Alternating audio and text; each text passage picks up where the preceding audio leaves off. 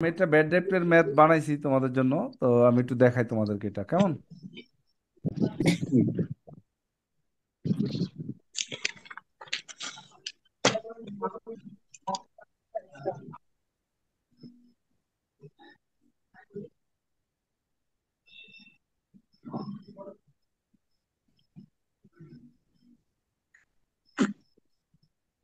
সবাই দেখতে পাচ্ছ? জি স্যার। আচ্ছা, আমাদের আলোচনার বিষয় হচ্ছে কুরিন এবং কুরিন সঞ্চিতি। কুরিন মানে হচ্ছে ব্যাড ডেপ্ট, আর কুরিন সঞ্চিতি হচ্ছে অ্যালাউন্স ফর ব্যাড ডেপ্ট বা রিজার্ভ ফর ব্যাড ডেপ্ট। এই কুরিনের অনেকগুলো নাম আছে, যেমন অনাদায়ী দেনা, অনাদায়ী পাওনা। ঠিক আছে? তো অনাদায়ী দেনা অনাদায়ী পাওনা একই কথা, এগুলোর একটা সঞ্চিতি রাখতে হয়। তো এখন আমরা প্রথমে দেখব যে কুরিন আসলে অনাদায়ী পাওনা বা অনাদায়ী দেনা কি। প্রাপ্য হিসাবের বা দেনাদারের কাছ থেকে যে পাওনা টাকা চূড়ান্ত চেষ্টার পরেও আদায় করা যায় না এবং ধরে নেওয়া হয় যে এটা আদায় করা সম্ভব নয়, তা হলো কুরিন বা অনাদায়ী পাওনা। তার মানে বাট্টা আর কুরিনের মধ্যে একটা পার্থক্য আছে। বাট্টা হচ্ছে আমি স্বইচ্ছায় ছাড় দিয়েছি, আর কুরিন হচ্ছে আমি সর্বোচ্চ চেষ্টা করেছি এই টাকাটা আদায় করার জন্য, বাট আমি আদায় করতে ব্যর্থ হয়েছি। তখন এটাকে আমরা কুরিন বা অনাদায়ী পাওনা বলতে পারি। তখন আমরা এটা হিসাবের খাতা থেকে মুছে ফেলে দিই। তো হিসাবের খাতা থেকে মুছে ফেলার যে প্রক্রিয়া, সেটাই মূলত কুরিন বা অনাদায়ী দেনার অবলোপন। এটা হচ্ছে কুরিন। আর কুরিন সঞ্চিতি কি? কুরিন সঞ্চিতি হচ্ছে কোনো হিসাবকালে ধারে বিক্রয়ের ফলে সৃষ্ট দেনাদারের নিকট হতে অনাদায়ী দেনা বাদ দেওয়ার পরও বিবিধ দেনাদারের নিকট হতে সম্পূর্ণ টাকা পাওয়া যাবে কিনা এ ব্যাপারে সন্দেহ থেকে যায়। অতীত অভিজ্ঞতার আলোকে নির্দিষ্ট হিসাবকালে নিট মুনাফার সঠিকভাবে নির্ণয়ের লক্ষ্যে বিবিধ দানাদারের ও বিক্রয়ের উপর নির্ধারিত পরিমাণ শতকরা হারে ভবিষ্যৎ সম্ভাব্য অনাদায়ী দেনার জন্য আগাম ব্যবস্থা করা হয়। এরূপ আগাম ব্যবস্থার জন্য প্রতিষ্ঠানের চলতি হিসাবকালের আয় হতে যে সঞ্চিতি রাখা হয় তাকে অনাদায়ী দেনা সঞ্চিতি বলে। এটার মানে হচ্ছে কি, দেখো একটু। ধরো আমি 2023 সালে কিছু পণ্য বিক্রয় করছি। তাহলে পণ্য যেহেতু আমি ধারে বিক্রয় করছি, এই 2023 সালের বিক্রয়টা আমার দানাদার নামে লিপিবদ্ধ হয়েছে।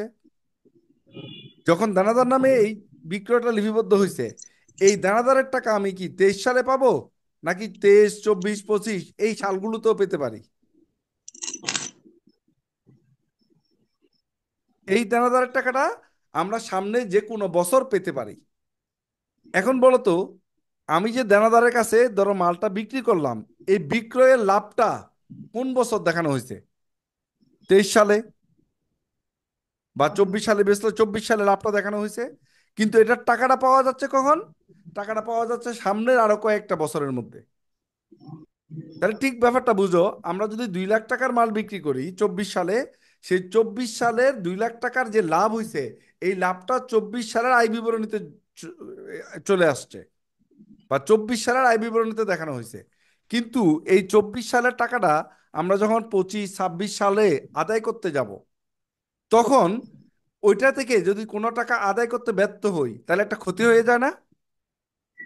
ওই ক্ষতিটা কোন সালের লাভের থেকে তোমার দেওয়া উচিত বলে মনে করো, বলো তো? যেই সালে আদায় হবে। না, এটা যেহেতু এটার লাভটা তোমার 23 সালে, সরি 24 সালের আয় বিবরণীতে অন্তর্ভুক্ত হয়েছে, তাহলে এই লাভের জি বিপরীতে যত টাকা খরচ হবে ওটাও 24 সালের লাভের বিপরীতে চার্জ করতে হবে। জি জি জি। এই কনসেপ্ট থেকে মূলত কুরিন বা অনাদায়ী দেনা সঞ্চিতির সৃষ্টি হয়েছে।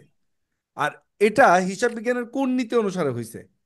এটা হিসাব বিজ্ঞানের রক্ষণশীল তো। মিলকরণ নীতি অনুযায়ী হয়েছে। কি নীতি? মিল করুন। মিল করুন। মিলকরণ নীতি। এই মিলকরণ নীতি হচ্ছে ওই যেই বছরের তুমি আয়টা, যেই বছরের আয় বিবরণীতে দেখাবা, ওইটার বিপরীতে যত খরচ আসবে ওইটা ওই ওই বছরের আয় বিবরণীতে তোমার খরচ হিসাবে দেখাতে হবে। তাহলে এখন 24 সালের বিক্রয়ের লাভ 24 সালের আয় বিবরণীতে দেখাইছি, কিন্তু 24 সালের বিক্রয়ের বাবদ যদি ভবিষ্যতে কোনো ক্ষতি হয়, সেটা আমরা কোন আয় বিবরণীতে দেখাবো? তখন ওই 24 সালের ক্ষতির বিপক্ষে এই বছরে 24 সালের লাভের থেকে আমরা কিছু সঞ্চিতি রাখলাম। সেটাই মূলত কুরিন সঞ্চিতি বা অনাদায়ী পাওনা সঞ্চিতি, যেটা ভবিষ্যতের জন্য রাখা হয়। তা আমরা কুরিন এবং কুরিন সঞ্চিতি ক্লিয়ার তো? জি স্যার। আচ্ছা, এই কুরিন সঞ্চিতি আমাদের দুইটা জিনিসের উপর হয়, দেনাদারের উপর, আর একটা হচ্ছে বিক্রয়ের উপর ধরা হয়। এটা একটু মনে রাখবা, সামনে আমরা দেখব। তো এখন আমরা কুরিন সম্পর্কিত জাবেদাগুলো দেখব। কুরিন সম্পর্কিত জাবেদা দুই প্রকার হয়। একটা হচ্ছে প্রত্যক্ষ অবলোপন পদ্ধতি, অর্থাৎ তুমি কোনো সঞ্চিতি রাখো নাই।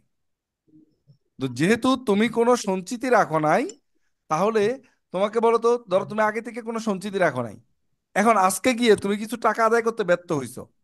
এখন এই টাকা আদায় করতে যে ব্যর্থ হইছো, এটার তো কোনো ব্যাকআপ তুমি রাখো নাই। তাহলে বলো তো, এখানে যে লসটা হয়েছে, এই লসটা তুমি এই বছরের আয় বিবরণীতে দেখাতে হবে না? জি সেই জন্য এটার জাবেদা দিতে হবে আমাদের কি, কুরিন খরচ ডেবিট প্রাপ্য হিসাব ক্রেডিট। আরেকটা জাবেদা হয় সঞ্চিতি পদ্ধতি, আগে থেকে সঞ্চিতি ছিল। তাহলে বলো তো, আগে থেকে যদি সঞ্চিতি থাকে, তাহলে আমরা আমাদের এই স্যার বছর ব্যাড ডেট এক্সপেন্স ডেবিট আর হচ্ছে অ্যাকাউন্ট রিসিভেবলস ক্রেডিট রিসিভেবল না ক্রেডিট, স্যার? হ্যাঁ হ্যাঁ। আচ্ছা, এখন আগের বছর থেকে যদি সঞ্চিতি থাকে, তাহলে বলো তো, এই যে খরচটা হয়ে গেল 25 সাল আইসা, দানাদার থেকে টাকা আদায় করতে পারি নাই আমরা, এই যে একটা ক্ষতি হয়ে গেল, এই ক্ষতিটা কি সঞ্চিতি পূরণ করবে, না চলতি বছরের আয় বিবরণীতে পূরণ করতে হবে? সঞ্চিতিতে স্যার। সঞ্চিতি পূরণ করবে। সেজন্য এখানে আর খরচ দেখানো যাবে না, তখন জাবেদা দিতে হবে কুরিন সঞ্চিতি ডেবিট সঞ্চয় প্রাপ্য হিসাব ক্রেডিট। হিসাব ক্রেডিট। তাহলে কুরিন অবলোপন করার পদ্ধতি কয়টা? দুইটাই। দুইটা। একটা হচ্ছে প্রত্যক্ষ অবলম্বন পদ্ধতি, আর একটা হচ্ছে সঞ্চিতি পদ্ধতি। সঞ্চিতি পদ্ধতিতে সঞ্চিতি থেকে এই ক্ষতিটাকে ব্যাকআপ নেওয়া হয়, আর প্রত্যক্ষ অবলম্বন পদ্ধতিতে চলতি হিসাব বসছে, এটাকে খরচ হিসাবে দেখানো হয়। তাহলে এটা কখন কোনটা করব? তুমি যে ম্যাথটা করবা সেই ম্যাথে যদি অনাদায়ী দেনা সঞ্চিতির কোনো ব্যালেন্স দেওয়া থাকে রেওয়া মিলে, তাহলে তুমি সঞ্চিতি পদ্ধতি ফলো করবা। আর যদি ব্যালেন্স দেওয়া না থাকে, তাহলে তুমি প্রত্যক্ষ অবলম্বন পদ্ধতি ফলো করবা। ক্লিয়ার? জি স্যার। আচ্ছা। কুরিন সঞ্চিতি জন্য কি জাবেদা দিব? সঞ্চিতি রাখার জন্য এতক্ষণ বলছি হচ্ছে কুরিন হয়ে গেছে, অনাদায়ী দেনা আদায় করতে পারি নাই, তখন জাবেদা। আর এখন দেখবো হচ্ছে কুরিন সঞ্চিতির জন্য কি জাবেদা দিব, যখন আমাকে সঞ্চিতি রাখতে হবে। যেমন 24 সালে, 24 সালের দেনাদারের উপর একটা সঞ্চিতি রাখবো আমরা। এই সঞ্চিতি জাবেদা একটা, কুরিন খরচ ডেবিট, কুরিন সঞ্চিতি ক্রেডিট। জাবেদা কি? কুরিন খরচ ডেবিট, কুরিন সঞ্চিতি ক্রেডিট। এখন এইখানে টাকাটা কত বসবে? এখানে টাকাটা বসার ক্ষেত্রে একটু হিসাব আছে। প্রথমে হচ্ছে যেটা কুরিন হবে, কুরিনের সাথে নতুন কুরিন সঞ্চিতি যোগ করতে হবে, আর পুরাতন কুরিন সঞ্চিতি বিয়োগ দিতে হবে। পুরাতন কুরিন সঞ্চিতি বিয়োগ দিতে হবে। এটা যোগ বিয়োগ করে যে অ্যামাউন্টটা আসবে, এই অ্যামাউন্টটা এই জাবেদায় বসাতে হবে। ক্লিয়ার স্যার ব্যাপারটা? অনেক সময় বৃদ্ধি হ্রাস থাকে স্যার। যেভাবেই থাকুক না কেন, বৃদ্ধি বলুক আর হ্রাস বলুক, তুমি দেখবা যে নতুন কুরিন সঞ্চিতি কত, পুরাতন কুরিন সঞ্চিতি কত, কুরিন কত। বৃদ্ধি হ্রাস করে তো স্যার নতুন যেটা বানালাম সেটা তো এখন নতুনটা ধরো হিসেবে কাউন্ট হবে না? পুরাতন আছে 5,000, পুরাতন আছে কত? 5,000। 5,000। হাজার। এখন বলছে কুরিন সঞ্চিতি 2,000 টাকা দ্বারা বাড়াও, তাহলে বলো তো নতুন তার মানে কুরিন সাত কত হাজার রাখতে বলছে? 7,000। 7,000 টাকা। 7,000। এখন বলছে 7,000। কুরিন সাত সঞ্চিতি হাজার যোগ করবো আর 5,000 বিয়োগ করবো। 8,000, কুরিন সঞ্চিতি 8,000 টাকায় উন্নীত করো, তাহলে বলো তো নতুন কত? 8,000। 8,000। তাহলে 3,000। তুমি জি ফরম্যাট ঠিক রাখো। ক্লিয়ার ব্যাপারটা? জি জি জি স্যার। এটার কারণটা কি? এটার কারণটা আসলে মূলত ইফেক্টটা কোথায় আমি তোমাদের বলি একটু। ধরো আমাদের আগের কুরিন সঞ্চিতি ছিল 5,000 টাকা, আর এবছর কুরিন হয়েছে 3,000 টাকা। কুরিন কত হয়েছে? 3,000। 3,000। তাহলে বলো তো সঞ্চিতিতে পড়ে রয়েছে কত? 2,000। 2,000 টাকা পড়ে রয়েছে। এখন আমার এই বছর যদি 10,000 টাকা সঞ্চিতি রাখতে হয়, তাহলে আমার কি এই বছর 10,000 টাকা রাখতে হবে, না 8,000 রাখলে হবে? আর 8,000। আর আর 8,000 রাখলেই আমাদের হয়ে যাবে। কত রাখলে হবে?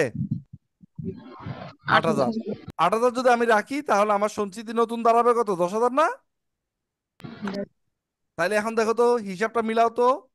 তোমার কুরিন হচ্ছে 3,000, কুরিন কত? 3 যোগ নতুন সঞ্চিতি 10, 3 আর 10 কত? 13। 13। 13। বাদ পুরান সঞ্চিতি 5,000, কত থাকে? 8,000। এই যে 8,000 চলে আসছে, দেখছো? তো মূল নিয়ম হচ্ছে, মূলনীতিটা কি? মূলনীতি হচ্ছে পুরাতন যে সঞ্চিতি থাকবে, সেই সঞ্চিতি থেকে চলতি বছরের অবলোপনটা বাদ দিবা। বাদ দেওয়ার পর সঞ্চিতির যে ব্যালেন্সটা আছে, ওই ব্যালেন্সটা নতুন সঞ্চিতিতে রাখার জন্য যেটুক দরকার ওটা অ্যাডজাস্ট করে দিবা, শেষ। এটা হচ্ছে বেসিক কনসেপ্ট। আর আমরা এটাকে সহজে বোঝার জন্য কুরিনের সাথে নতুন সঞ্চিতি যোগ, পুরান সঞ্চিতি বিয়োগ দিয়ে বসাইলেই হয়ে যায়। ক্লিয়ার ব্যাপারটা? জি স্যার। জি স্যার। হুম এবার যদি কুরিন পুনরুদ্ধার করা হয়, পুনরুদ্ধার করলে তখন আমাদের জাবেদা হবে দুইটা। একটা হচ্ছে প্রাপ্য হিসাব ডেবিট, কুরিন সঞ্চিতি ক্রেডিট। প্রাপ্য হিসাব ডেবিট, কুরিন সঞ্চিতি ক্রেডিট, নগদান হিসাব ডেবিট, আবার প্রাপ্য হিসাব ক্রেডিট। কেন? কারণ ধরো আমি মিস্টার আকাশের কাছ থেকে টাকা পাবো। কারণ আকাশে বহুদিন বললাম যে ভাই আমার টাকাটা আমার একটু দিয়ে দাও। কারণ আকাশ একদিন, 2 দিন, 3 দিন কয় আচ্ছা দিমুনে দিমুনে, 4 দিন 5 দিন পরে বলতেছে ঠিক আছে, কয় আমরা এখন ক্ষমতায় আছি, পারলে টাকা লইস। টাকা দিব না, কি করবি কর। এখন আমিও চিন্তা করলাম ওর লগে ক্ষমতায় পারবো না, দেখ ওর নামই আর রাখা লাভ নাই, কারণ এই নামটা যতবার চোখে পড়বো খালি আমার অন্তরে জ্বলা উঠবো, দরকার নাই, নামই কেটে দিলাম। আমি আকাশের নামটা কেটে রেখে দিলাম। তাহলে এটা কি করলাম, কুড়ি অবলম্বন করলাম না? জি স্যার। এখন কয়দিন পর যদি আকাশ যদি এসে বলে দেবে ভাই যা হয়েছে হয়েছে মাফ করে দিয়েন, আমি চাই না আপনার এই দেনা নিয়া খবরে যাইতে, আমার নেন আপনার টাকাটা আপনার রেখে দেন। এখন বলো তো আকাশ নামের কোন দেনাদার কি আমার কাছে আছে? না। না স্যার। নাই। তাহলে এখন আকাশের কাছ থেকে আমি টাকা নিবো কেমনে, কোন ডকুমেন্টে টাকা নিব? তাইলে কি করতে হবে, আকাশকে অবলম্বন করার জন্য আমি যেই জাবেদা দিয়েছিলাম ওইটাকে উল্টা দিতে হবে। দেখছো? জি স্যার, প্রাপ্য হিসাব। আমরা আকাশকে অবলম্বন করার জন্য কি জাবেদা দিয়েছিলাম? প্রাপ্য ডেবিট, কুরিন সঞ্চিতি ক্রেডিট। না না, আমরা আকাশকে অবলম্বন যখন করছি তখন কি জাবেদা দিছি? কুরিন ঋণ সঞ্চিতি সঞ্চিতি ডেবিট, ডেবিট, প্রাপ্য অ্যালাউন্স হিসাব ডেবিট, ক্রেডিট। অ্যাকাউন্ট কুড়ির রিসিভেবল সঞ্চিতি ক্রেডিট। ডেবিট, প্রাপ্য ক্রেডিট। এখন যদি আবার পুনরুজ্জীবিত করি তখন জাবেদা কি হবে? প্রাপ্য হিসাব ডেবিট। প্রাপ্য তাইলে তাইলে আকাশ আকাশ প্রাপ্য হিসাব হিসেবে আবার স্বীকৃতি পাইলো। এবার নর্মাল আমরা প্রাপ্য হিসাব থেকে টাকা নেই, নগদান ডেবিট, প্রাপ্য হিসাব ক্রেডিট। ক্লিয়ার? স্যার যদি জি এরকম স্যার। হয় যে প্রত্যক্ষ অবলোকন পদ্ধতিতে আমরা করেছিলাম যে প্রিভিয়াসলি, হ্যাঁ, না, তখন এটা কোনো এটা সঞ্চিতি ছিল না। সাধারণত এরকম থাকে না আর, বুঝছো? জি জি স্যার। হ্যাঁ, এটা এরকম থাকে না। প্রত্যক্ষ অবলম্বন পদ্ধতিতে পাওয়া না, তুমি তোমাকে যখন পুনরুদ্ধারের জাবেদা করতে বলবে তখন তুমি এই সঞ্চিতি পদ্ধতিতে করে দিবে আর কি। ধরে নিব যে সঞ্চিতি যে পদ্ধতি সঞ্চিতি করেছি। তাহলে পদ্ধতি, স্যার কারণ এখানে প্রশ্নটা কেমন থাকবে স্যার? ওয়েট করো, ওয়েট ওয়েট, আমাকে শেষ করতে দাও। আচ্ছা। আহ তো আমরা কি বুঝতে পারছি? কারণ হচ্ছে সঞ্চিতি পদ্ধতি হচ্ছে আধুনিক, আর প্রত্যক্ষ অবলম্বন পদ্ধতি, এই প্রত্যক্ষ অবলম্বন পদ্ধতি কিন্তু হিসাব বিজ্ঞানের মিলকরণ নীতি ফলো করে না। কারণ ও বলতেছে তুমি কি 24 সালে মাল বেচছো, লাভ সব 24 সালে ঘাড়ে চাপাই দিছো। এখন এই 24 সালে টাকা আদায় করতে গিয়ে 26 সালে লস হয়েছে, লসটা তুমি 26 সালে কাঁধে চাপাই দিলা, এটা হলো কিছু? না না। ক্লিয়ার ব্যাপারটা? জি স্যার। ওকে। তো এই হচ্ছে আমাদের জাবেদার নিয়ম। এখন আমরা একটা কোয়েশ্চেন সমাধান করব যাতে তোমাদের এই জিনিসগুলো বুঝতে সুবিধা হয়। আমি এখানে তোমাদের জি 7টা স্যার। কেস রাখছি নিচে, বুঝতে পারছো? জি। তো এই কেসের মধ্যে আমাদের দেওয়া আছে, আমি তোমাদের এখানে এমন ভাবে বুঝেছি যাতে তোমাদের এই ব্যাপারগুলোতে অ্যাডজাস্টিং মানে ওয়ার্কশিট তোমাদের কভার হয়, অ্যাডজাস্টিং কভার হয়, প্লাস ফাইন্যান্সিয়াল স্টেটমেন্টও তোমাদের কভার হয়ে যায়। জি স্যার। তো এখানে কুরিন সম্পর্কিত জাবেদা এবং আর্থিক বিবরণীতে এই সম্পর্কিত লেনদেনের প্রভাব দেখাও। এখন এখানে আমাদের বিক্রয় দেওয়া আছে 2 লাখ টাকা, বিক্রয় ফেরত দেওয়া আছে 10,000 টাকা, প্রাপ্য হিসাব দেওয়া আছে 1,50,000 টাকা, কুরিন সঞ্চিতি দেওয়া আছে 5,000 টাকা পুরাতন। আমি তো জানি তোমরা যে প্রশ্নগুলো একটু পর পর করবা সেটা আমার জানা আছে, বুঝছো? জি স্যার। চুল তো আর এমনি এমনি পাকে নাই, তো এগুলো জি সব স্যার, রেডি করে আমরা তো রাখি আমি। টাকা লাভ করতে পারি। হ্যাঁ হ্যাঁ, দেখো একটু। তো এখন এই যে 7টা প্রবলেম, এই 7টা প্রবলেম আমি তোমাদের সলভ করে দেখাই, ঠিক আছে? অনেকগুলো প্রশ্নের উত্তর পেয়ে যাবে এখানে। প্রথমে বলছে প্রাপ্য হিসাবের 5% সঞ্চিতি রাখতে হবে। তাহলে এখানে আমাদের সঞ্চিতির জাবেদাটা কি হবে? কিসের সঞ্চিতি বলছে?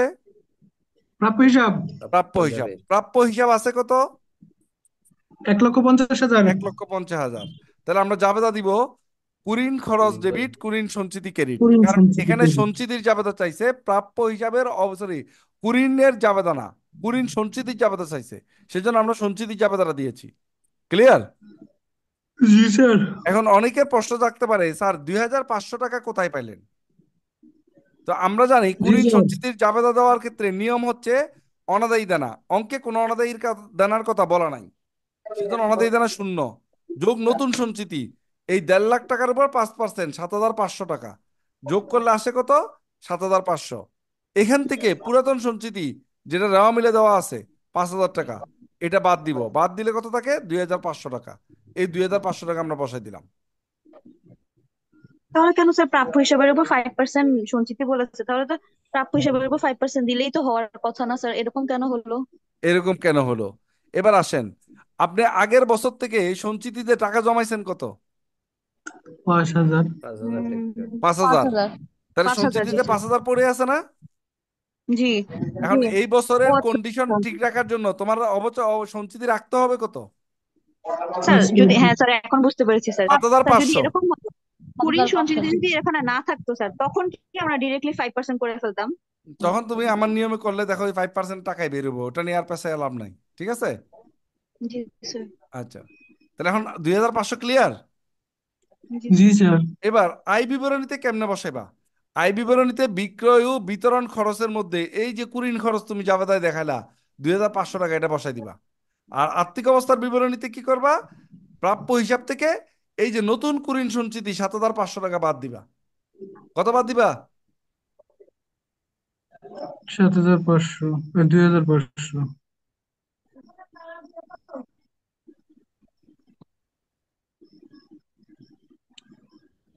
স্যার একটা প্রশ্ন ছিল। বলো। ও সরি, এখানে এখানে স্যার আমরা ভুল করছি, এখানে ভুল করছি, এখানে 7,500 বাদ হবে। এটা কাল প্রিন্টিং মিস্টেক হয়েছে, এটা একটু ঠিক করে নিবা তোমরা। এখানে বাদ জি হবে স্যার। কত?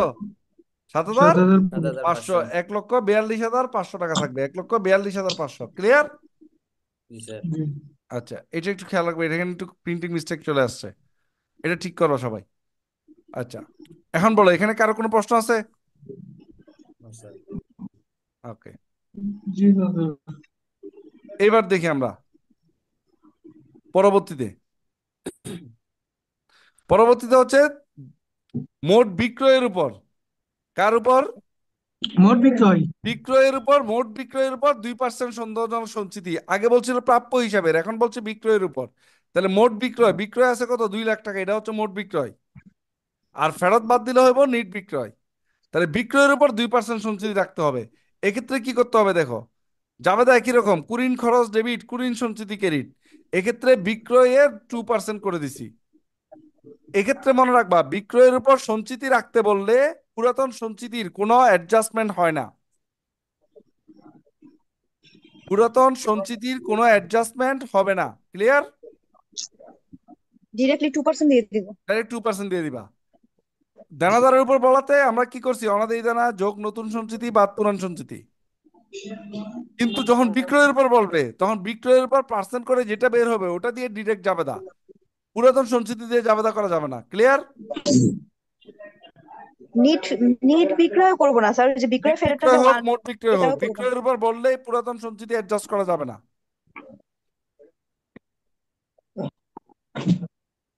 সবাই ক্লিয়ার? ক্লিয়ার। ওকে, এবার আর্থিক বিবরণীতে কেমনে দেখাবো? আর্থিক বিবরণীতে আমরা কুরিন খরচ দেখাবো কত? 4,000। 4,000 টাকা। আর আর্থিক অবস্থার বিবরণীতে কি করবা দেখো, 1,50,000 টাকা হচ্ছে প্রাপ্য হিসাব, সেখান থেকে বাদ দিবা পুরাতন সঞ্চিতিটা। কি কাজ করছি? না। করি নাই। নতুন সঞ্চিতি রাখছি কত আরো? 4,000। 4,000, টোটাল বাদ দিবা 9,000 টাকা। স্যার এখানে 9,000 কেন বাদ দিব? আচ্ছা, পুরান সঞ্চিতিটা কি খাইছো না রয়ে গেছে? পুরাতন সঞ্চিতিটা তো আছে, আর এখানে এই বছরে আছে। নতুন সঞ্চিতি ক্রিয়েট করছে হচ্ছে 4,000। তাহলে মোট কত হলো? মোট হয়েছে 9,000। ওই তাহলে পুরাতন সঞ্চিতিটা আগের বছরের প্রাপ্য হিসাব থেকে রাখা হয় নাই। পুরাতন সঞ্চিতিটা তোমার এই বছর পুরাতন সঞ্চিতিটা কি তুমি ভাঙছো না আছে? আছে। তাহলে অ্যাডজাস্ট যদি না করে থাকো, ওটা আছে। আর এই বছর নতুন করে আরো 4,000 সঞ্চিতি রাখছো, তাহলে টোটাল 9,000 টাকা সঞ্চিতি হয়ে গেছে, ওই 9,000 বাদ দিয়ে দেখাতে হবে। স্যার ঠিকই তো স্যার, আগের বছর 5,000 তো আগের বছরের সাথে অ্যাডজাস্ট করেছে, তাহলে এই বছর আবার 5,000 সহ 4,000 9,000 অ্যাডজাস্ট করলাম, তাহলে স্যার ডাবল ডাবল অ্যাডজাস্টমেন্ট হয়ে যাচ্ছে না? কই তুমি 5,000 টাকা কই অ্যাডজাস্ট করছো? গত বছর যখন আমি 5,000 টাকা সঞ্চিতি রেখেছিলাম, তখন তো গত বছরের 5,000 টাকা প্রাপ্য হিসাব থেকে আমি বাদ দিয়েছিলাম না? হ্যাঁ, বাদ দিয়েছিলে গত বছর 5,000 টাকা, ঠিক আছে। জি। এখন ওই সঞ্চিতিটা কি গত বছর ক্লোজ করে দিছিলে না এই বছর ব্যালেন্স হিসেবে আসছে? এবছর ব্যালেন্স হিসাবে ব্যালেন্স আসছে। হিসেবে আসছে। এখন এই 5,000 টাকা কি কোনো তুমি এই বছর কোনো টাচ করছো?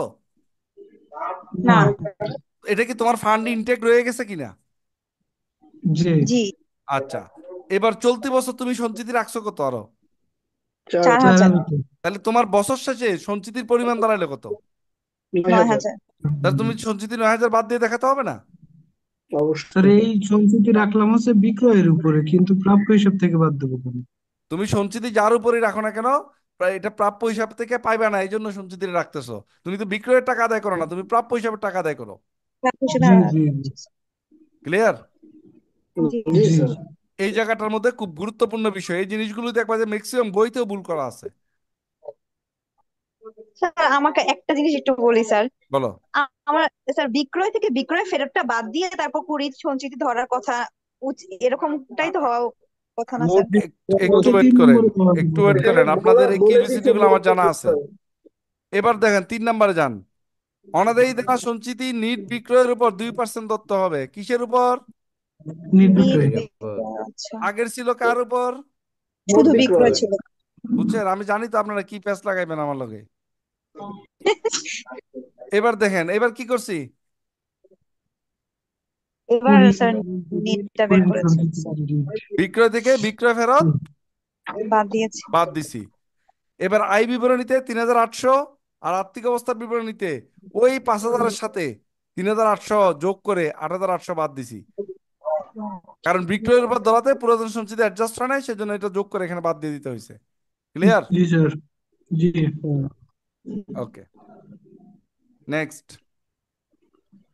প্রাপ্য হিসাবের 3,000 টাকা আদায়যোগ্য নয়, এটা হচ্ছে অনাদায়ী দেনা।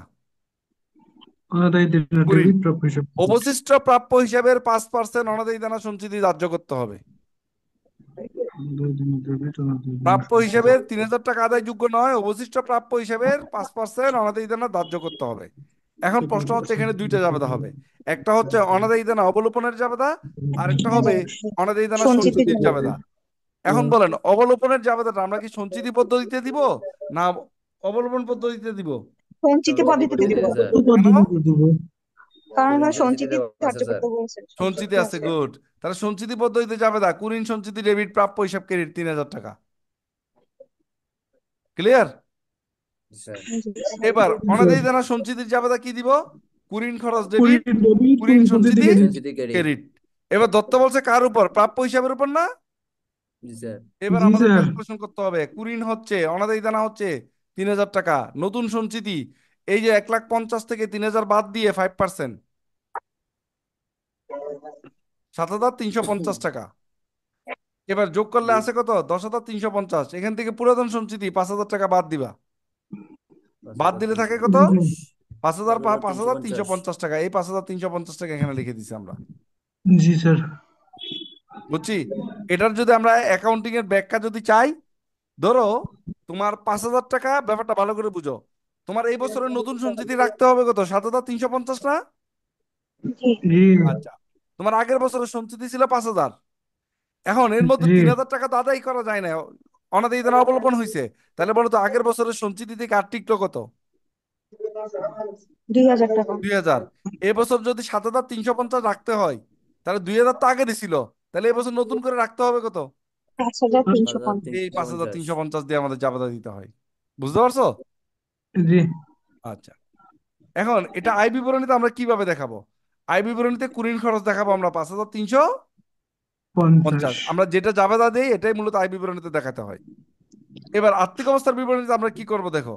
আর্থিক অবস্থার বিবরণীতে আমরা 1,50,000 টাকা থেকে কুরিন বাদ দিব 3,000 টাকা, আর কুরিন সঞ্চিতি বাদ দিব ওই যে নতুন সঞ্চিতি যেটা আছে, এই নতুন সঞ্চিতি 7,350 টাকা বাদ দিব। এখন অনেকে প্রশ্ন করতে পারো, স্যার পুরান সঞ্চিতি এখানে আবার আনলাম না কেন? কারণ পুরান সঞ্চিতি অ্যাডজাস্ট হয়ে গেছে। যখন স্যার দানাদারের কুড়িন তো উপর বাদ দিলাম, আর কুড়িন সঞ্চিতি কি করলাম স্যার? নতুন সঞ্চিতিটা বাদ দিলাম, এতে 7,350।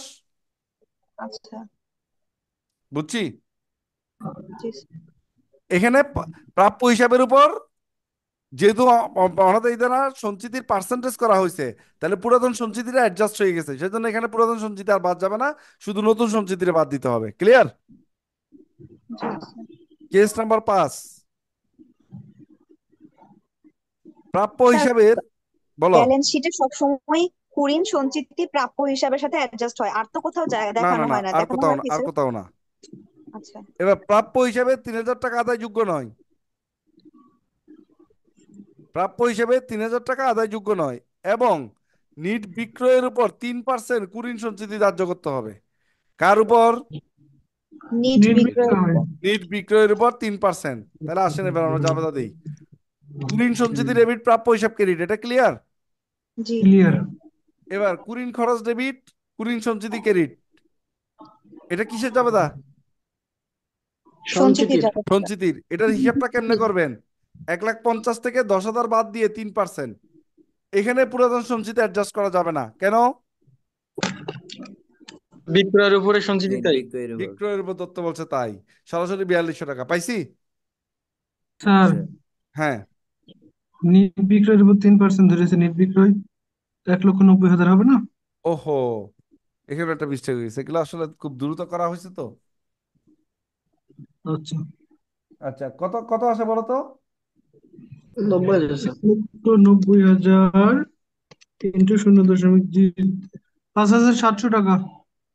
5,000। 700। এটা আসে কত, 2 লাখ না? জি। 2 লাখ থেকে 10,000, 5,700। জি স্যার। 5,700 টাকা, তাহলে এখানে 5,700, এখানেও 5,700, এখানে আমাদের 5,700 দেখাতে হবে না? জি। তাহলে এখানে 5,000 থেকে 3,000 বাদ, যোগ 5,700 যোগ, কত হয় দেখো তো? স্যার পাঁচ একটু হাজার জুম করুন। 7,700 স্যার। 5,702, 7,700, জি স্যার। 7,700।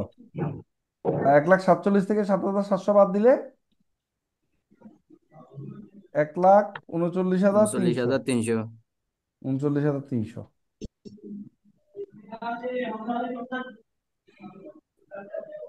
হ্যাঁ,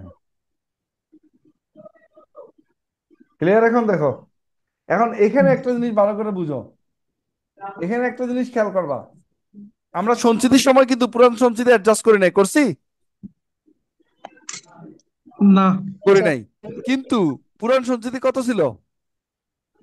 ওই 5,000 টাকা। 5,000। টাকা স্যার। এখান থেকে প্রাপ্য হিসাবের অবলোপন হয়েছে না, অনাদায়ী দেনা অবলোপন হয়েছে না? জি, 3,000। 3,000 বাদ গেছে, 3,000 বাদ গেলে আর কত টিকলো? আচ্ছা, এগুলো হচ্ছে 2,000। 1,47,000। 2,000। জি স্যার, 2,000।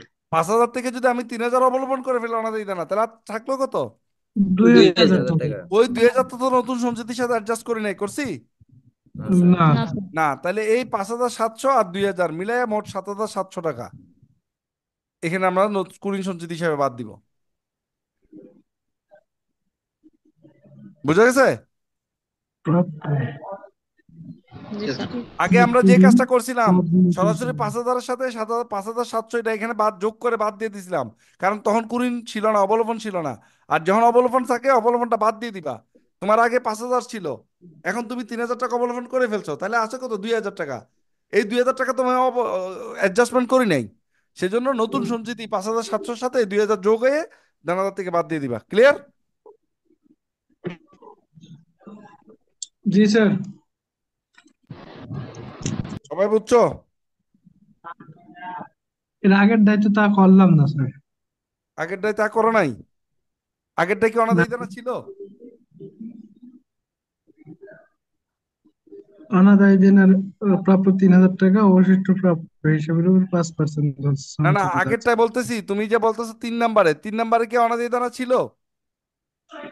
না স্যার, ছিল না। তাহলে তোমার সঞ্চিতি কি 1 টাকাও ইউজ হয়েছে না ইনটেক রয়ে গেছে? ইনটেক রয়ে গেছে। তাহলে এখন তো তোমার 5,000 টাকার মধ্যে তুমি 3,000 টাকা খরচ করে ফেলছো সঞ্চিতির। তাহলে সঞ্চিতি জি আসছে কত? স্যার, 2,000 2,000 টাকা। 2,000। নতুন করে রাখছো কত? 5,700 5,700। পুরো টাকা তাহলে জন্য। জি স্যার। তাহলে মোট বাদ দিবে কত? 7,700 না? জি জি স্যার। স্যার। ওকে, এবার আসি আমরা 6 নম্বরে। 6 নম্বরে বলছে প্রাপ্য হিসাবে 2,000 টাকা আদায়যোগ্য নয়, অবশিষ্ট প্রাপ্য হিসাবের উপর 1% অনাদায়িদানা সঞ্চিতি ধার্য করতে হবে। কত পার্সেন্ট? 1%। 1%। তাহলে আমরা 2,000 টাকা আগে বন্ধ করি। স্যার এটা তো 3,000 টাকা হয়ে গেছে। আদায়যোগ্য নয়। কত টাকা? 2,000 টাকা। কত টাকা? 2,000। ব্যয়। টাকা। দুই হাজার সমন্বয় 3,000 বাদ দিলে স্যার মিটিয়ে দিত স্যার। হ্যাঁ, সমন্বয় 3,000 চেঞ্জ করলি তো স্যার, আর অতগুলো চেঞ্জ করা লাগতেছে না না। সমস্যা নাই। তাহলে 2,000 টাকা যাবে দেখি ক্লিয়ার। জি স্যার। জি স্যার। আচ্ছা, এবার দানাদারের উপর 1% ধরতে হবে না? জি। জাবেদার কি লিখছি? কুরিন সঞ্চিতি ডেবিট, কুরিন খরচ ক্রেডিট। ঠিক আছে? জি না। স্যার। স্পিকার আছে স্যার। জাবেদা ঠিক আছে? জি উল্টে না। গেছে। জাবেদা কি হয়েছে? আছে যাবে তো স্যার। উল্টে গিয়ে স্যার। উল্টে উল্টে গেছে গেছে। কেন? আসেন দেখি। মাইনাস অনাদায়িদানা কত? মাইনাস 2,000 2,000 টাকা। টাকা। 2,000 টাকা। দেনাদারের উপর 1.5 লাখ থেকে 2,000 টাকা 1480। বাদ দিয়ে 1% সঞ্চিতি ধরলে আসে কত? 1,480। 1480। তাহলে মোট কত হলো? 3,780। 3480। 3,480। পুরান সঞ্চিতি কত? 5,000। 5,000।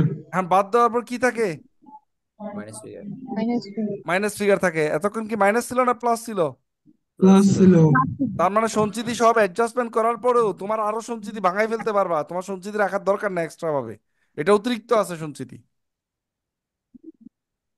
বুঝতে পারছি? স্যার।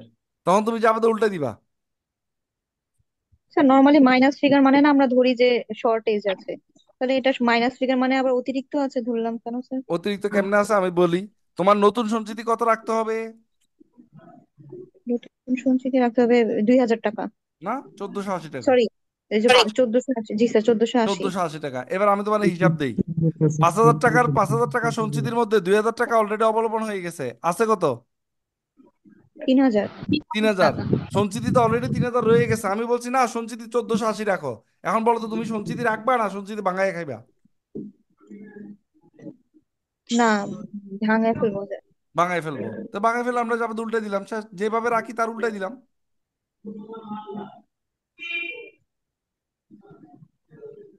আচ্ছা। কি কাহিনী বুঝছেন সবাই? স্যার এরকম আচ্ছা। যদি আর্থিক বিবরণী আছে আসে স্যার, এটা অপরিচালনা নাই না লিখবো স্যার। হ্যাঁ। এটা আমার অপরিচিত নয় স্যার। আমার কথা হচ্ছে তোমার স্যার আমি কনসেপ্ট আমার ক্লিয়ার আমার কিনা। আমার স্যার ইয়েটা একটু ক্লিয়ার না। নর্মালি যে কোনো, আমি স্যার এটা বুঝতে পেরেছি আপনার ইয়েটা, কিন্তু হুম নর্মালি স্যার যে কোনো ব্যালেন্স আমরা যখন মাইনাস ফিগার আসে তখন হুম। আমরা ধরি না যে শর্ট আছে। মাইনাস ফিগার মানে হচ্ছে যে তুমি শর্ট আছে আমরা তুমি ধরি। তুমি তুমি অবস্থার প্রেক্ষাপটে বলতে হবে। এটা তো মুখস্থ কোনো নিয়ম না যে মাইনাস আসলে শর্ট, এটা তো কোনো কথা না। তার মানে কি স্যার ক্রেডিট ব্যালেন্স যেগুলো স্যার এগুলা, এটা কি কুড়িন সঞ্চিতি হচ্ছে যেটা ক্রেডিট অ্যাকাউন্ট, এটার ক্রেডিট জন্য ব্যালেন্স, এটা হ্যাঁ। মাইনাস ফিগার মানে হ্যাঁ ক্রেডিট ব্যালেন্স, এর জন্য স্যার এটা মাইনাস ফিগারটাকে এটাকে আরো এক্সট্রা ধরা হচ্ছে, হ্যাঁ অতিরিক্ত হ্যাঁ ধরা হচ্ছে স্যার। হ্যাঁ হ্যাঁ। তাহলে কি স্যার নর্মাল লায়াবিলিটি যখন আমাদের মাইনাস ফিগার আসে তখনও কি স্যার আমরা লায়াবিলিটিটাকে ইয়ে ধরি? অ্যাসেট হয়ে যায়, তখন উল্টা হয়ে লাইবিলিটি যাবে। কখনোই মাইনাস থেকে আসে না। ওটা শোনো, যেটা যেটা যেটা প্রকৃত যে অ্যাকাউন্টটা যে আইটেম, সেটা যদি তার মাইনাস চলে আসে তখন তার এটা অপোজিট হয়ে যাবে। স্যার ঋণ আচ্ছা। কখনো মাইনাস ফিগারে আসে স্যার? এখন আসতে পারে অনেক সময় বিভিন্ন ক্ষেত্র ক্ষেত্র বিশেষে। টাকা কি স্যার, মানে ঋণ নিলে কি বেশি টাকা পরিশোধ করে দিচ্ছে এরকম কিছু? এটা ব্যাপারটা হচ্ছে কন্ট্রা কন্ট্রা। স্যার কোনটা? বুঝছো? মানে যেমন কোনটা তো রিটেন ব্যাংক এই জমার ক্ষেত্রে শুনো, হয়, ঋণ নিলে যেমন তো আর আমি কল বলি, করে না স্যার। শোনো, রিটেন আর্নিস কি দেয় না? হ্যাঁ হ্যাঁ। রিটেন তো আর্নিংস। রিটেন আর্নিসের ডেবিট ব্যালেন্স হয় না? জি স্যার হয়। তো ডেবিট ব্যালেন্স কি মাইনাস না? জি স্যার। তো স্যার, হ্যাঁ। স্যার আপনি যে কথা আমার বলছিলেন স্যার, একটা কোশ্চেন ছিল রিটার্ন স্যার। আর্নিং তো স্যার মানে দায় ঠিক আছে স্যার, কিন্তু ওটা তো আমরা নিট লাভ থেকে বা মূলধন থেকে ওইটা পাই, ওইটা কিভাবে আরে মানে আমি তোমার বলেন বলছি, কনসেপ্টটা বলছি। তুমি এখানে দায় দিয়ে উদাহরণ দেওয়ার দরকার নাই তো, আমি কনসেপ্টটা বলছি। যে কোনো একটা আইটেমের তার যদি মাইনাস ফিগার আসে ওটা তার অপোজিট হয়ে যায়।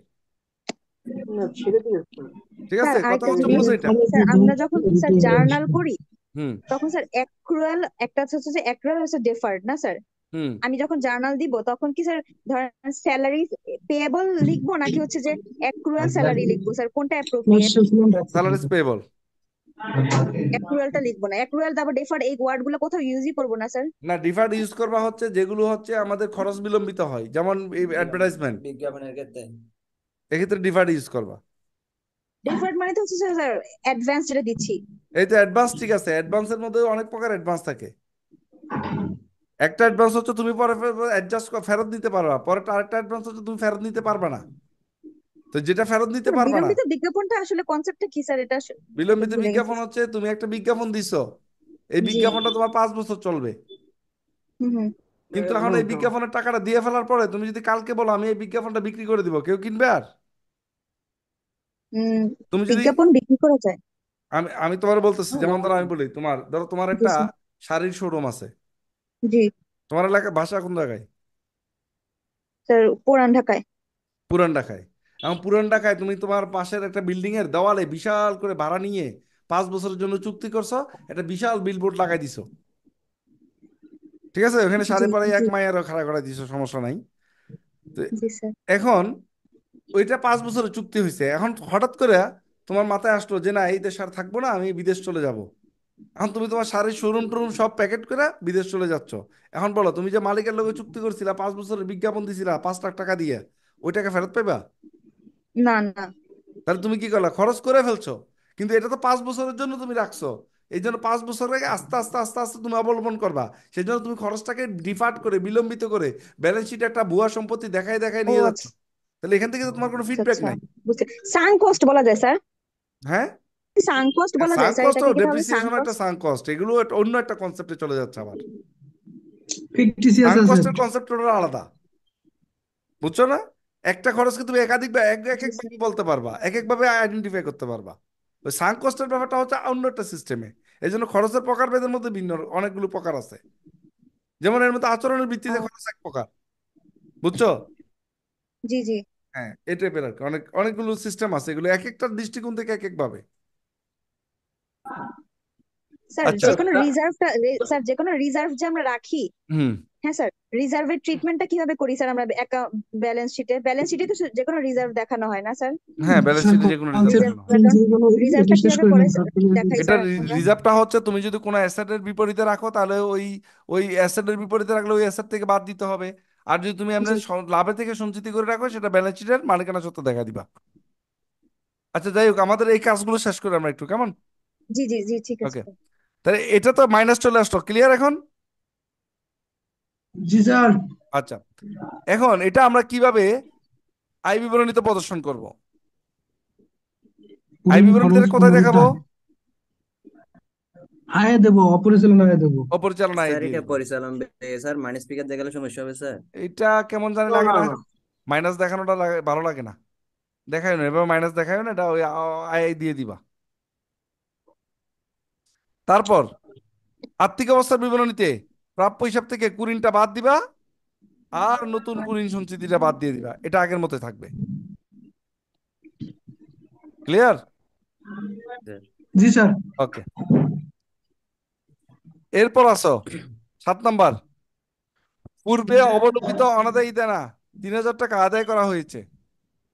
এটাই তো ঝামেলায় থাকবে। পূর্বে অবলোপিত অনাদায়ী দেনা 3,000 টাকা কি হয়েছে? আদায় করা হয়েছে। আদায়, আগে অবলোপন করে ফেলছিলাম, এখন আদায় করছি। তাহলে এখন আবার আমাদের দেনাদারকে পুনরুজ্জীবিত করতে হবে। যাবা দ্বারা কি দিবা? প্রাপ্য ডেবিট। হিসাব ডেবিট, কুড়িন সঞ্চিতি ক্রেডিট, তারপর যাবে দিবা কুড়িন ক্রেডিট। সঞ্চিতি, সরি এটা ভুল হয়েছে, নগদান হিসাব ডেবিট, ডেবিট। প্রাপ্য হিসাব নগদান ক্রেডিট। ডেবিট, প্রাপ্য হিসাব ক্রেডিট। এটা তো ঠিক করছিলাম মনে হয়, এটা এরভাবে রয়ে গেল কেন, সেভ করতে ভুলে গেছি মনে হয়। এটা যাবে হবে নগদান, হিসাব ডেবিট, প্রাপ্য হিসাব ক্রেডিট। হিসাব নগদান ডেবিট, ডেবিট। প্রাপ্য হিসাব ক্রেডিট, এরকম একটা জাবেদা আজকে দেখলাম স্যার। প্রাপ্য হিসাব ক্রেডিট, এগুলো ঠিক করা হয়েছিল, পরে কুড়িন মানে ক্রেডিট। সেভ করতে ভুলে গেছি গা। নগদান হিসাব ডেবিট। প্রাপ্য হিসাব। ক্লিয়ার ব্যাপারটা? জি স্যার। জি স্যার, এরকম বললে দুইটা যাবে হবে, তাই তো? দুটো জাবেদা হবে, এই দুটো জাবেদা দিয়ে দিলে হয়ে যাবে তোমাদের অবলম্বনকৃত অনাদায়ী দেনা আদায়। বুঝতে পারছি? জি স্যার। আচ্ছা, এটা নিয়ে তো আর কোনো আয় ব্যয় নাই এখানে, এটা আর আয় ইয়াতে বসবে না। আর এগুলো খতিয়ান অনুযায়ী খতিয়ান করে ফেললে অ্যাডজাস্ট হয়ে যাবে, সমস্যা নাই। প্রাপ্য ডেবিট, ক্রেডিট, নগদান ডেবিট, স্যার, প্রাপ্য ক্রেডিট। হ্যাঁ, প্রাথমিক খরচ আর সাধারণ খরচ এই দুটো অসমন্বিত ব্যয়ের ভিতরে কেন যায় স্যার? না সাধারণ খরচ তো সম্মিলিত ব্যয়ে যায় না, সাধারণ খরচ পরিচালন ব্যয়। জি স্যার। সাধারণ খরচ অসমন্বিত ব্যয়ের ভিতরে যায় না স্যার? না না, এটা পরিচালন ব্যয়। পরিচালন আর তাহলে প্রাথমিক খরচ স্যার কেন যায় এটা? প্রাথমিক খরচটা যাওয়ার কারণ হচ্ছে, ধরো তুমি একটা কোম্পানি